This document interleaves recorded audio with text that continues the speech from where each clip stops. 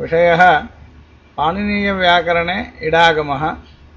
प्रस्तोत्री श्रीमती doctor पुष्पा दीक्षित बिलासपुरम्।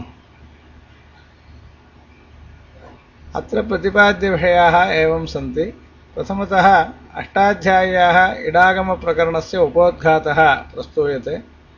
तदनन्तरं तृतीयाध्यायोक्त धातुप्रत्यय चातुर्विध्यं सनादयः धातवः, सनादयः प्रत्ययाः, विकरणप्रत्ययाः, कृत् प्रत्ययाः, तिङ् प्रत्ययाश्च।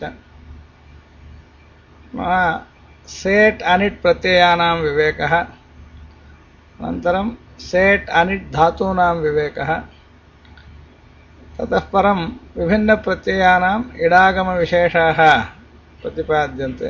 प्रथमं लिट् प्रत्ययानां विषये इडागमविशेषः,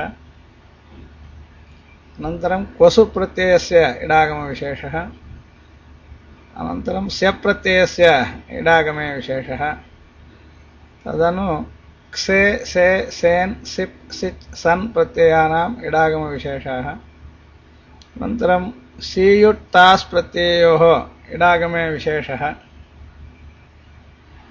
अनन्तरं तृच् तुमुन् तव्य तव्यत् तृन् तवै तवेन् तोसुन् त्वन् तवेङ् तिन् प्रत्ययानां विषये इडागमे विशेषाः प्रतिपाद्यन्ते।